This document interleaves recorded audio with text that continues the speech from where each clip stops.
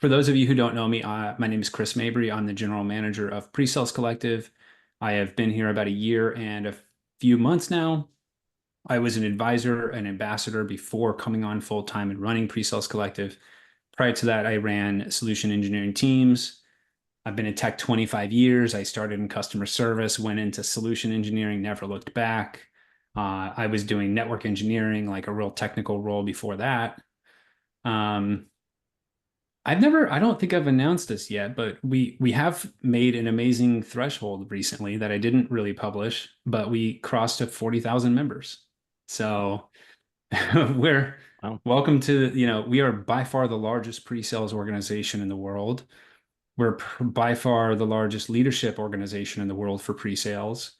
We have a huge amount of content. We have events throughout the rest of the year, so watch the channel, get into the Slack. The Slack is where a lot of our announcements are going. Follow us on LinkedIn. Um, a lot of what we do in these kind of webinars now is we're breaking apart I think these very nuanced kind of hot take topics, and I'm bringing people in who are doing it in real life. Okay.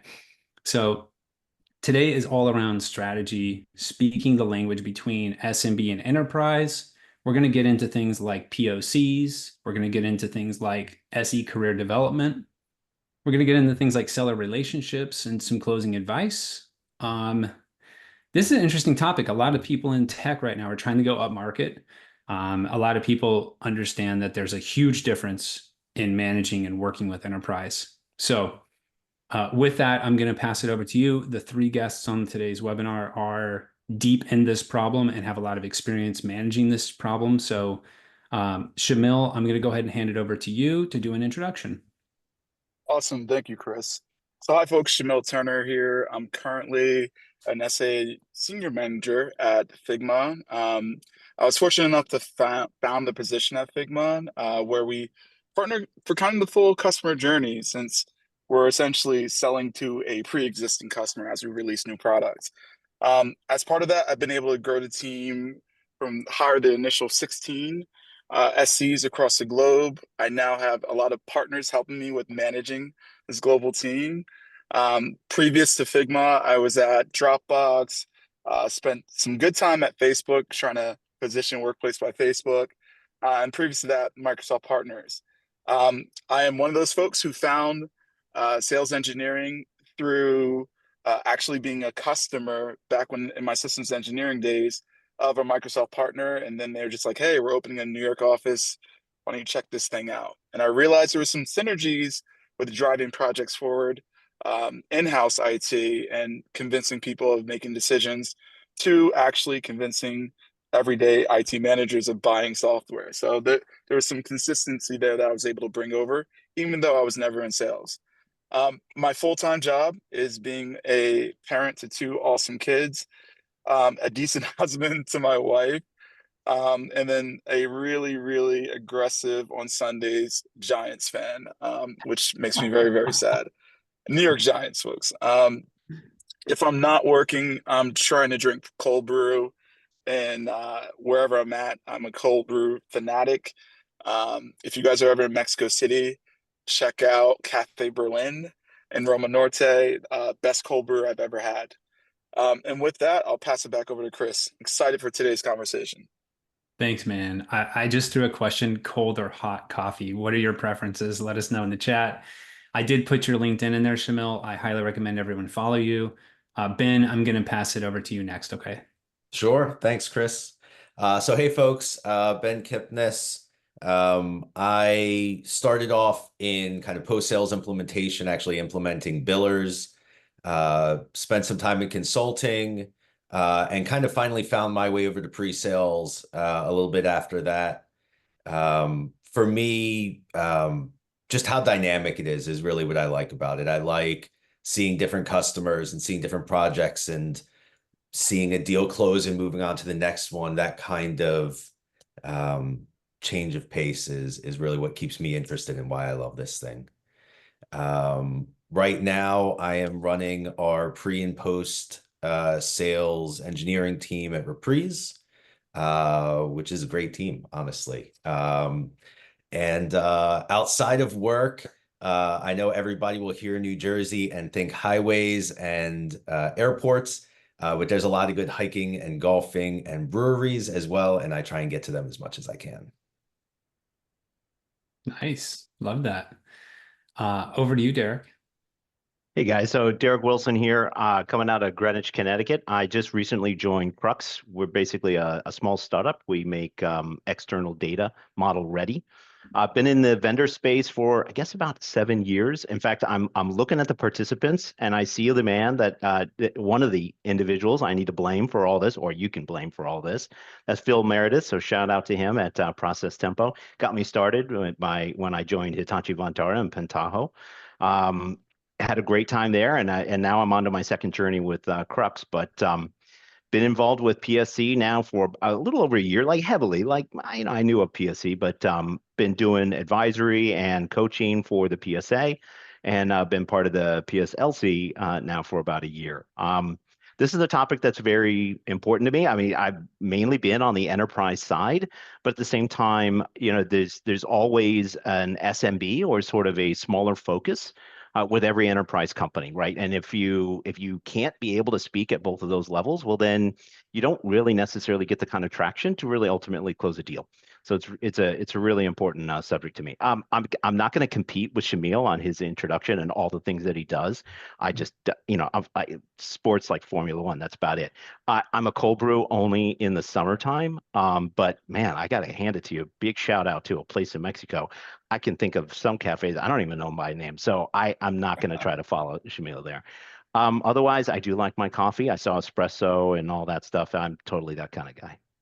Yeah, And I'm hopped nice. up on it right now. Heck yeah, let's go. All right, me too.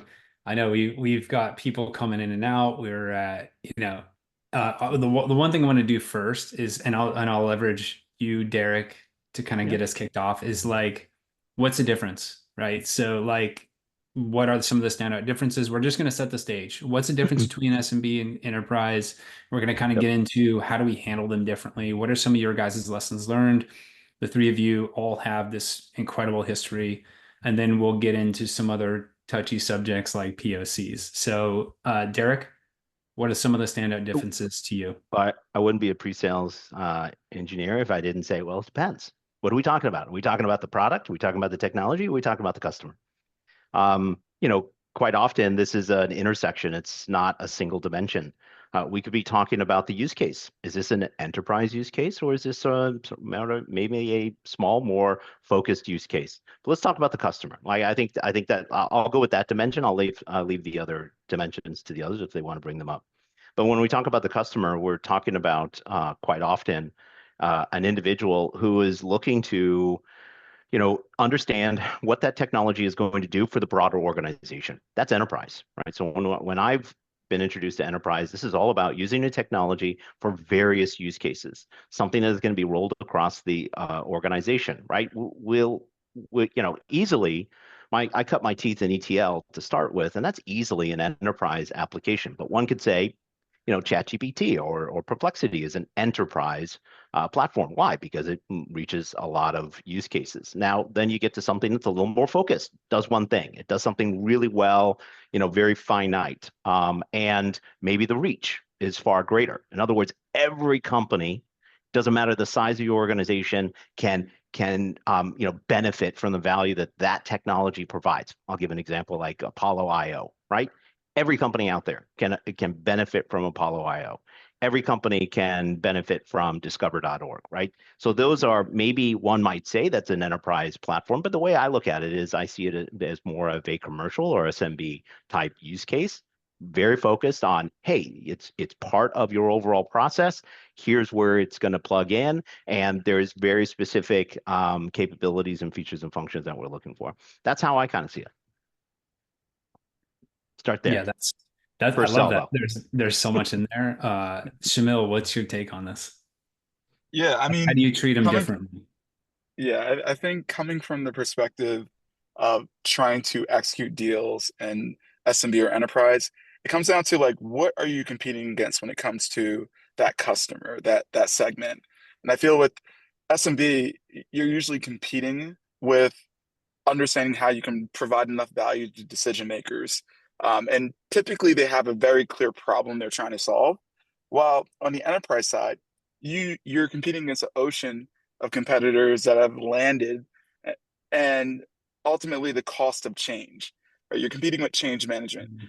Despite the value that you're delivering in your product set, is there enough margin and value based on the cost of actually making the change, org wide? So that's something that I always think about when, you can sell to SMB and you're like, you can operate fast, you move way faster sometimes in these enterprise companies. And, what is that barrier, even if you're the perfect solution? And that barrier ultimately is do nothing, and the cost of change management. So I feel like those are ultimately the big barriers or big differences when trying to position products to SMB and enterprise. I'll admit I came at it from the angle, I think, Shamil, like you were talking about, the customer size as opposed to like the use case, Derek, to the point you were making. I think for me, full caveat that there's always exceptions to every rule here, right? I'm sure we could find an SMB that behaves like a strategic and a strategic that behaves like an emerging. But I think for me, when you're in, emerging or SMB, in that side of the market, I think the focus tends to be more on the product, on the tactical solve, and can you get the tactical solve, and how hard is it to do, to Shamil's point about change management. I think when you start talking with enterprises, there's a wider solution on, or a wider view on more of a solution. Big enterprises have plans of record, and they're thinking through, how am I gonna, synergize this across my organizations to get the most out of it. And I think, when you're talking to an SMB, you can really focus on the tactical. Here's how we solve the problem. Here's how it works for you. I think the larger a company you're working with in general, the more focus there needs to be on partnering for a solution to their problem as opposed to trying to sell a widget. Yeah. Totally agree, and want to double click on Shamil's point as well. Like, change management, especially at the enterprise level, is like, I was joking, it's either a deal killer or a golden goose, because it can be really painful. But if you can attack it and position it the right way and pave that road, you kind of pave the road for them effectively to use your tool and to make it part of their day-to-day and their business critical, or however they categorize these things. Yeah, just to connect, just to connect some of those things to the definition. I purposely kind of just threw out a definition because it dovetails into everything that these guys are saying. And that, on one end, there is something that is a little more tactical. On the other end, there's something that's a little broader. There's a broader number of use cases. So now think about, how do you make a decision? Here, I know, we're doing this today. We've got a product that does it, or we have a particular process that we need to prove. We need this tactical piece of technology to do this one thing. Over here, I have like 15 stakeholders. I got multiple use cases. I can be more prescriptive with a technology and solution than I can here. Now I have to be a little more completeness of technology, completeness of feature, right? Why? Because any one feature may not necessarily be useful to any one person, right? And others. And it's a completely different ballgame when it comes to how and who you have to talk to, and ultimately the message that you're providing. Absolutely. One thing I think about is integrated systems at the enterprise level. The investments have been made, right? So it's more about, if you're bringing in a net new product, how do you integrate with the investments previously made? How do you tell that complete story end to end? And you have to come in with the strategy and domain expertise and being able to extend your platform out to the real world, which can be completely custom depending on the number of ways customers can build their solutions and present them to the business. So that's the piece that, like, it really screams enterprise. Sell your pointed solution, come in with your pointed solution, but have the complete story end to end of what is that ideal workflow. How can the customer gain value out of this platform, based on where they've already made their decisions. You don't want to be objectionist with the decisions they've made. You want to be able to be adaptable, to kind of flow into the decisions they've made with your product set. And you have to be prepared as an SC, to go back to force management world of being Audible ready, where you can come in and really understand the landscape and figure out, okay, I have my Rolodex, how am I going to map this in the right way? What you guys are saying is making me think of, and I'm putting myself as a member of the audience and a guest and a pre-sales collective member, and I'm thinking, okay, how do I prepare myself for enterprise conversations? How do I land that big deal? Let's say I'm interviewing for my first enterprise type SE role. How do I stand out? And what I've taken away from this is like, you got to know the sandbox you're playing in almost just as well as your own product, because there's so much change. I used to install these content filter systems, and it's like, you could know that really well, but it's an inline filtering system. Guess what? You would interrupt everything. And so you have to know so much about the environment you're putting your point solution into. And that's how you become like an actual like advisor to the prospect you're working with. So you got to double down on your knowledge within the environment itself. Do you agree with that? Is that crazy? Yeah. One of the metrics that we look at for SE success, at least here, is industry persona and workflow knowledge, which has nothing to do particularly with your product. It's about how deep, how what's your curiosity surrounding the industry that you're trying to position your product to? Are you up at night and posting about this awesome article that you came across that from and someone that's within that industry? Are you posting articles about someone's LinkedIn post that talks about a complex problem that's been solved? Are you investing in Forrester and Gartner reports and like, or not at least investing in them? Hopefully your company is, but you're actually asking for access to review them and understand the landscape. It's critical to be able to provide value by being able to tell them what the other customers in their vertical and their industry are doing. And it just makes you a better advisor over time. And I feel like that is one of the areas of positioning yourself to get into the enterprise space or strategic space. But in a way, that's like where there's a huge nexus between the two, right? In both cases, whether you're a tactical solution or whether you're enterprise, you need to know where your technology fits within the overall process, architecture, whatever you want to call it, right? These things don't live in a silo. They're not isolated, right? And so, an organization, a company, it's complex. There's lots of tool sets, right? So you think of any one sort of tactical, it's most likely a tool within a longer process. You think enterprise, again, it is a broad tool that's used for many things, but again, within multiple pieces of a process. And to Shamil's point, like, you have to understand that and put it into that context. Because if you don't, then that's telling the customer, it's like, you know nails. That's it. That's all you know. You don't know the overall carpentry. You don't know what it takes to build a house. And you've got to have that context. So you've got to immerse yourself into that industry and then understand what's along the periphery, what's the journey, what's the continuum, all of these kinds of things. You can't do that by just knowing your technology. You can't. I totally agree with you there. I talked to my team about like credentializing, which I don't know if that's really a word, but it's what works for me, right? And it's not about being a know-it-all, and it's not about like showing up the customer or the prospect, but it's about being able to speak in a way that it's clear that they get that you know what you're talking about, that this isn't your first rodeo.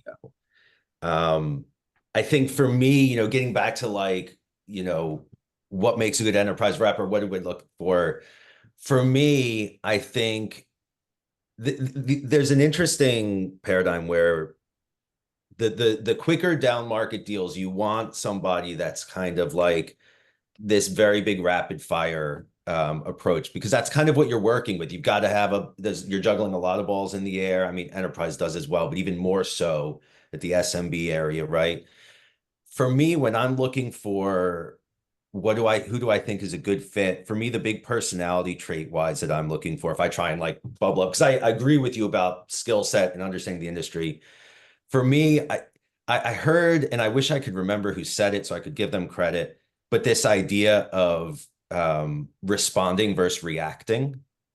And that to me is the number one thing I'm looking for. And what I mean by that is, reacting. A prospect gives you some crazy ask and you're like, whoa, what do you talk? That doesn't make, responding is giving yourself that beat or two to kind of formulate like, how should I actually be responding to this instead of just reacting immediately, right?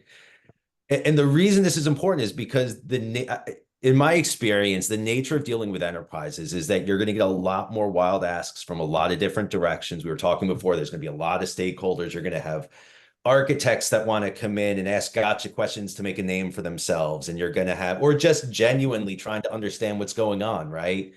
And so for me, somebody who can kind of keep that even keel and stay calm and focus on what they're doing and not get wrapped up in some of the conversation, to me, that is absolute gold. Somebody that's totally cool with saying like, I don't know, but I will find out and get back to you later today, instead of stepping on a landmine and getting themselves in trouble.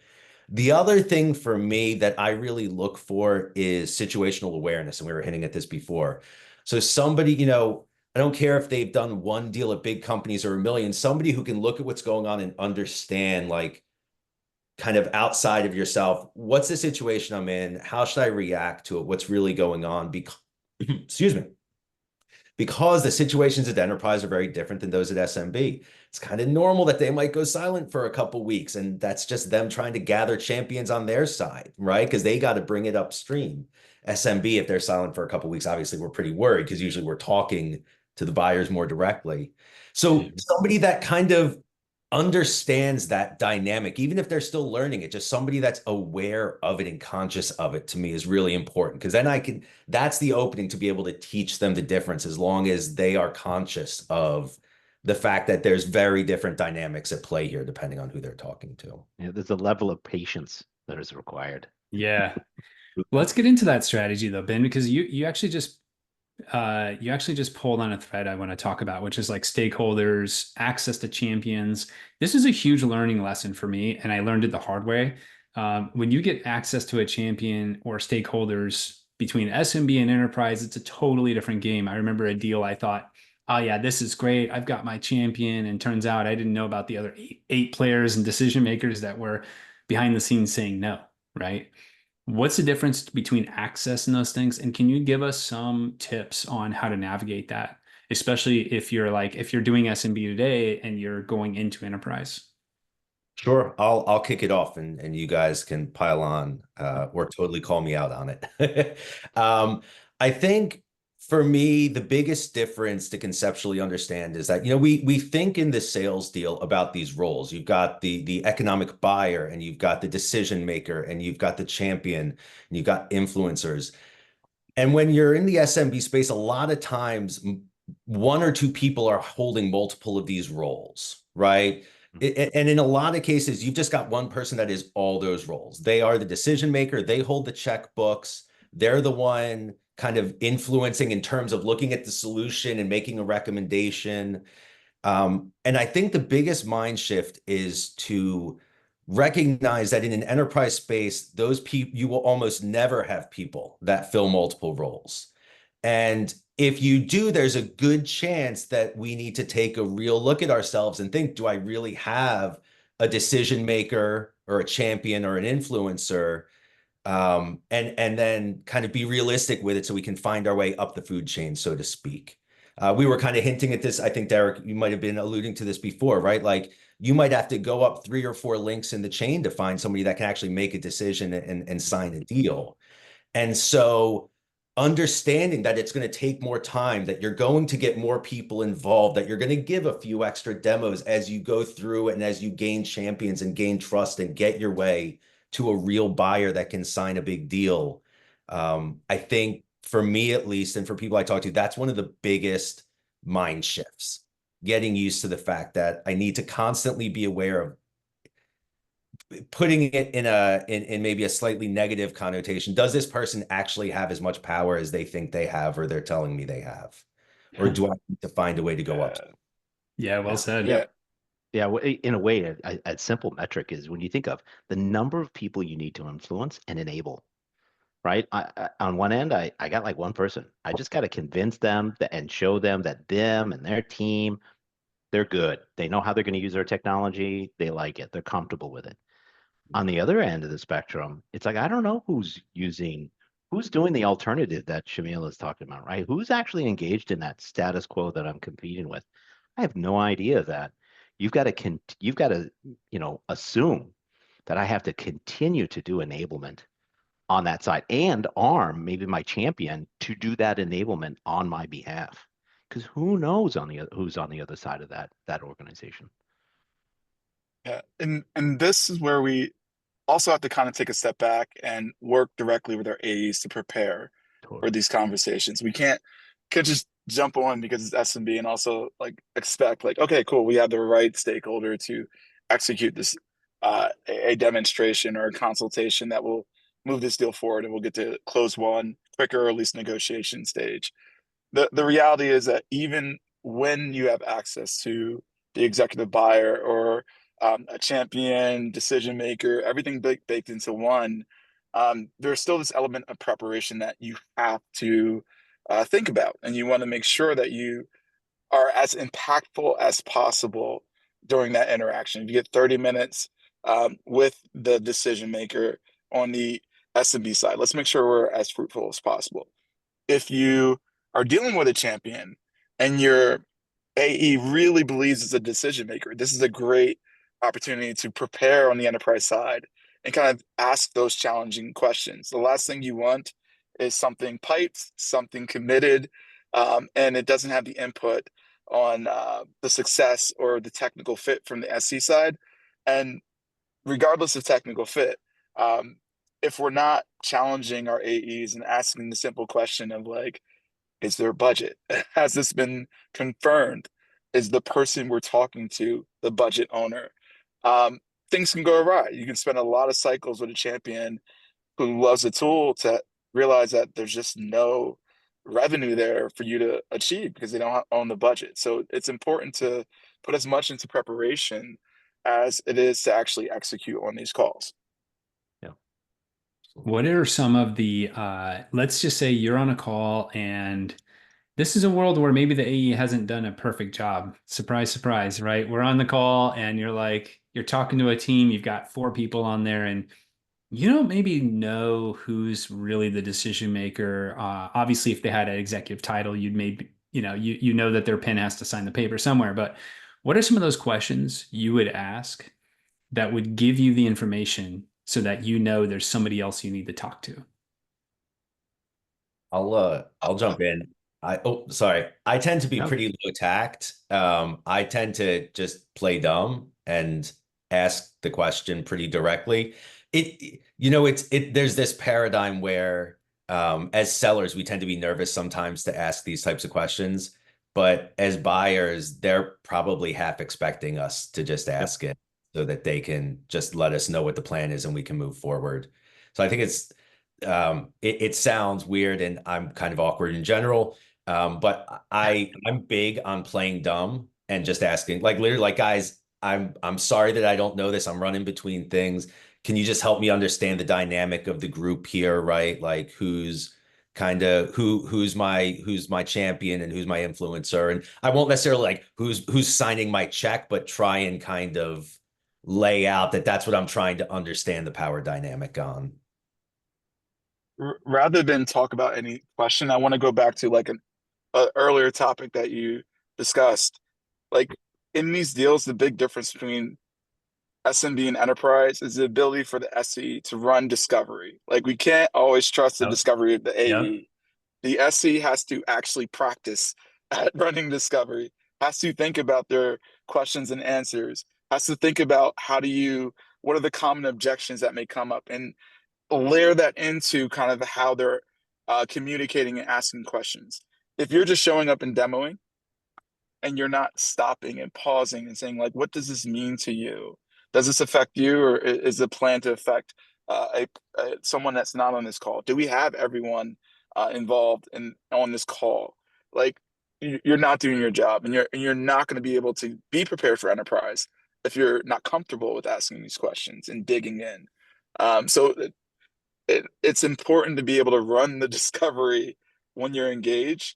And also, again, go back to deal preparation. Just if you don't know the answer, feel free, like, hey, don't cancel this call. We're gonna hop on and we're gonna go deeper. That's the point. Like, guess what? We get another meeting after this. This is good. We're talking to more people. So don't be afraid to pivot when you end up in these sessions. If you don't have the preparation in place, to say, we're going to just run a bit more discovery with you guys to understand where you're at. And it's perfectly fine. Yeah, You know, so I do I'll that too. And Derek, I'll let you go next, but I'm actually doing that now with you guys too. I find myself listening and wondering more, and I want to encourage everybody who's on, because we've had a solid number of people on here. Take that approach now and ask yourself, okay, I'm in my deal cycle. What could these three guys help me with? What question do I need to throw in the chat? Because um, as I'm listening to this, I'm thinking, okay, how would I actually get that done? And I know, Ben, you sell at Reprise, you guys sell into like major enterprises. So I know that you've navigated this a ton. I love your approach of just play dumb, just be like, hey, who am I talking to here? How do I? Here's one take on this, kind of a hot take, is like you're actually kind of taking like a little bit of a buyer enablement standpoint there. You're actually helping them by asking that question. You're helping them move their process faster by making it clear. So I really love that take. Thank you. Over to yeah. you, Derek. So so I was just gonna say, it's like I agree with Ben over here in the fact that you've got to impose, right? The customer expects you to be the expert. You do this all day long. They don't. So they need to be guided. And then to Shamil's point, we just to connect it to something we were saying before, right? In the enterprise level, if you understand the context of how this brings together, what Shamil said is that, in large organizations, there's a person for every one of those functions. So what I tend to do is I map it out. I show them a pipeline or show them an architecture and say, who's doing this? How are they going to feel about these changes? How are they going to feel about this? What are their requirements? What do you think they care most about? And through that, you just say, hey, I need to talk to them. Who should I be talking to? Okay, great. And map out, because every part of that journey, it's owned by somebody. Yeah, well said. Now, a lot of us, you guys all lead teams here. So you guys have to decide what metrics we track. How do we show performance? How do we ensure our team is doing what we need to do? How do we get tools from our CRO, that kind of stuff? One area is POCs. Okay, so let's just open up this nutshell, because there's POCs at SMB and Enterprise are totally different animals. And I think I'll just ask a question on this. Like, should we be doing POCs at SMB at all? Like lower level proof of concepts? Ben, I'll hand it over to you. What do you think? So my take on this is, the usual caveat of it depends on your software and it depends on the buyer. But as a general rule, as an 80% heuristic, I think yes. And I think that it's our job to scope them really tightly so that we can get these things knocked out quickly and show off the key points without getting stuck behind, the trappings of a wider implementation, right? Right. Yeah. So I gotta say, it's a slippery slope, right? Like, I really believe like teams should anchor on lower levels of proof, based on velocity alone, right? Proof of concepts, there's different varying levels of proof of concept, but they generally are a commitment of time. And in the SME level, you should be focusing on velocity as much as possible. So maybe like an integrated customized demo that you can control with the right stakeholders as an audience may be the right solution. So, hey, we really need to understand how this API works. You're like, how many people will have to get involved understanding an API based on this SMB deal versus, cool, let me walk you through this demo live, but let's get some context from you, so that I can customize it a little bit. Maybe use some examples of your data to make sure that we can drive home the point that this will work. And we really have to, depending on your solution, as you said, Ben, we have to think about like what are the lower levels of proof that we can provide to maintain the velocity that's expected by the business in this segment. So SMB, I'm always a fan of pushing back and saying like, it sounds good. It's the right thing to do from building that relationship with the customer and showing them that you're ready to partner. But from the business perspective, it's not going to make sense based on volume, the number of people that you have attacking the SMB business, and then ultimately the time investment. Because usually in the SMB side, if you actually have any alignment to an SC pool or an individual SC, you're not going to be in a world where you have like an ideal mapping. You're not going to be in a 1 to 4, 1 to 6. You're going to be like a 1 to 12 in some instances, and you're just going to have days filled with either demos, or you're going to try and focus on scale demos. So to me, lower levels of proof is the way to go. Yeah, I'm just going to summarize it this way. It doesn't matter what business you're selling to, the complexity, whether it's enterprise or small business.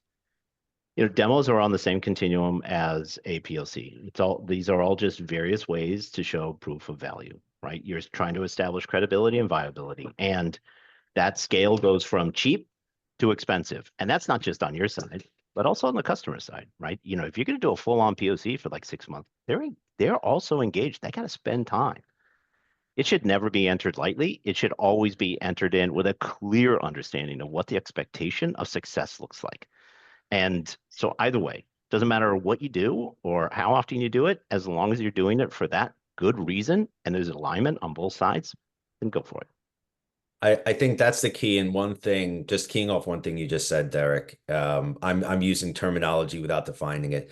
So when I say a POC, usually we're talking a couple weeks. And what I've found, at least, I'll speak personally, is that by the time you go through giving demos and scheduling these things up, you're going through a couple weeks. And in that couple weeks, you can have something that's like actually relevant for them instead of trying to be relevant. So again, depending on product, these things, the one thing I want to call out though is I draw kind of an arbitrary line, and my team has heard me rant about this before, between a proof of concept and what I'll call a proof of value.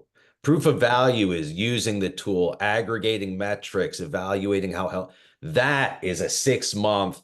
I do not think we should be doing those in an SMB space as a flat line. When I say a POC, I'm talking 2 to 3, 4 weeks, establish core again, proving the concept, not to use the term to define itself, but really just fundamental technology fit, as opposed to, am I going to see an increase in my sales, for example? I can't prove ROI for free to an SMB. I can prove the tech. I don't have time to prove ROI. Hopefully, because I actually think I very much agree with you guys in the vast majority of cases. Of course, it makes sense to avoid a POC and go faster where possible. Yeah. Yeah, there's some great comments coming in. And if you're adding comments to the chat, click the button that removes it from host and panelist to everyone. So I see some really amazing stuff coming in here. Andrea, 100%, she's like, let's do it, and Stan came in and posted one for everyone. I think the proof of value is smart, but one thing that Ben, you said, I think it was you that said this during our prep session, which was sometimes you go into a POC, we forget we're in a sales cycle. Mm-hmm. We forget that it's a moment and an opportunity to get commitment from our buyer. And this is so, it's related to Stan's comment on the fact that like, this is a tool that is part of a sales cycle, but sometimes we forget that. You can use it to probe, validate investment. You can use it to see if there's actual interest in considering it, because now they have to put some time on the table with you. Yeah, so I can't take credit for the comment. I wish I could, because I do agree with it. Was it Shamil? I'm trying to remember who said it. Yeah. But I fundamentally agree with you. Shamil, go ahead. Take the floor, man. Yeah, no, it's just as SCs, right? We're passionate about the technology. And AEs can also be like, cool, my SC has it. So the point is, like, we need to make sure that we're elevating and running in parallel if we're involved in any type of proof of concept. We need to make sure that we're driving towards the business case. And sometimes you take a step back when it comes to technical fit and solve and solutioning, because some things are complex. You cannot mask a POC as an implementation, especially in SMB world. You just can't do it.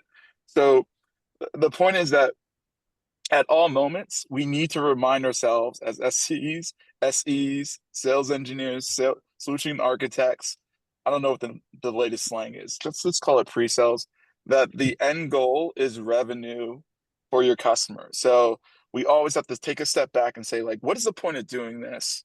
And challenge ourselves, like, are we helping drive this revenue, or are we hurting it because we're getting so in the weeds and we're like really unpacking these amazing things that will typically come as customers get deeper and deeper in your technology. So it's just I've seen some SEs and throughout my career that just get lost because this thing is so amazing and technically deep and has every API you can wire up, when we have to focus on, like, did we prove this concept works? Yes, we did. Okay, let's get back to the negotiation, the contracting. Let's make sure that we get the thumbs up.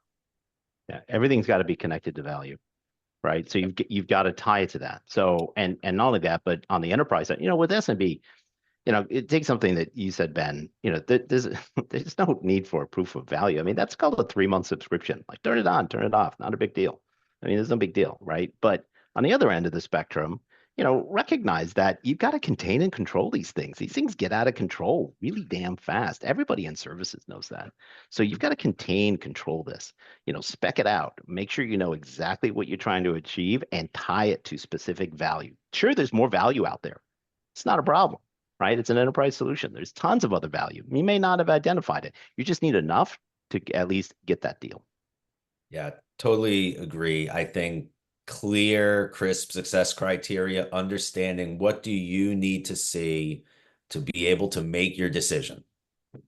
That is the key, because I don't want to build any more. I don't want to build any less, but I don't want to build any more than what you need to see either. And I think, and I've seen it in the chat pop up as well, like that to me is absolutely the key to a successful POC, which is to say a POC that drives revenue, to your point. Mm-hmm. Do you think in enterprise it's necessary to do a POC? I think a lot of people will go, oh man, that's a big logo, let's do a POC. Yeah, it's a lot of money too, right? With big logos. A lot of money, why not? right? A lot of pressure. Not everyone has the luxury when it comes to their brand, but I feel like absolutely not. It's not absolutely necessary to do a POC. Documented social proof from case studies, tailored customized demos, calls with peers in similar verticals, industry reports, clearly as you're going through force management selling or 3 Ys or medic, clearly making sure you're conveying positive business outcomes. Deals can get done. Like, there is some belief that people are like, depending on what type of product you're selling, that they believe like, yes, we can do this with enough of that evidence without actually having to kick the tires ourselves. Yep. Do you feel, Shamil, I mean, at Figma, you guys talk to everyone. So do you feel like in an executive level conversation, if we bring it back to like enterprise versus SMB, and you're trying to prove that value, and you have maybe that little package that has all those customer testimonials on it, and you've got a great brand and it looks good and people understand it, they've seen commercials, right? What do you feel like you need to prove to that executive in that executive conversation? Like, if it gets all the way to you, what are you accomplishing in that call? And in this call, tying it back to clear business pain. I don't think an executive will really care so much about technical pain. That's where you want to make sure you have the evidence from your champions that you can bring back to them. But you have to, I'm there to make sure that, how do we tie this technical pain back to the business pain or overall objective of that executive, and to make that story simple and clear. And sometimes the AE can't articulate that even with their best shot. So that's why, I think that's where we elevate the conversation to an executive and come back with the story of like the why, and be prepared for the questions surrounding the ecosystem and surrounding previous decisions they've made of like, why are we not doing this simple thing? Why are we going with this product? So I feel like there's a bit of brand, there's definitely relationship building.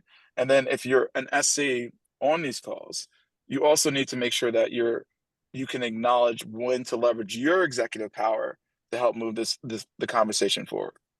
Yep. There's an age-old saying that I really like, which is like, the best tech doesn't always win. The best product doesn't always win. There's always a product in market that's better that nobody knows about, right? And it's got all the speeds and feeds you've ever wanted. But it's hard to win. There's no support, and Shamil was kind of alluding to it. But yeah, I'm a huge believer in kind of the stuff around the edges and the partnership at these executive levels, right? Agreed. If you've got a meeting with them, chances are their people have already told them that it works, that they like it, that it feels like a good fit. So I agree with Shamil. I think it's a lot about, recapping the pain to value just to get them in that mindset.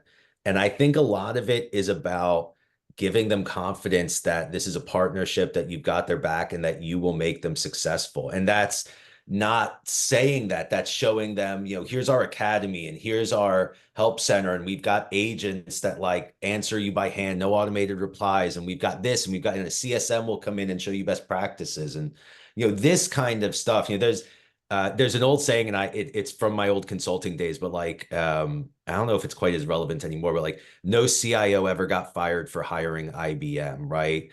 IBM has this big name and they've got a plan and there's a partnership. And even if things fail, you still know that, like, from a consulting perspective, you took an appropriate approach here. And I think that's key. And that was because people had confidence in the IBM name. So if you can get your executive to feel that confidence, you've got their back. They already know the solution. Like I said, they're going to know the solution works by the time you talk to them. For me, that discussion is worth its weight in gold in giving them confidence that you will get them across the line.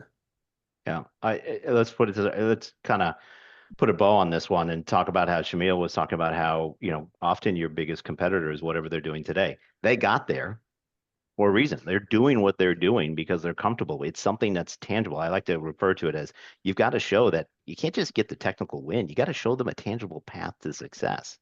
And so it takes all of those things that Ben just mentioned, the partnership, the services, the support, that is all, that's all part of the customer journey and part of the value that you're putting on the table. And the sooner they realize that, the sooner they choose you. Right? They're going to go with whoever they serve for. I mean, you were on the services side, Ben. You know very well there's times where you've sold engagements where no, there was another team that was more capable of it, but you made it real to them first. And that's how you won. Yeah, absolutely.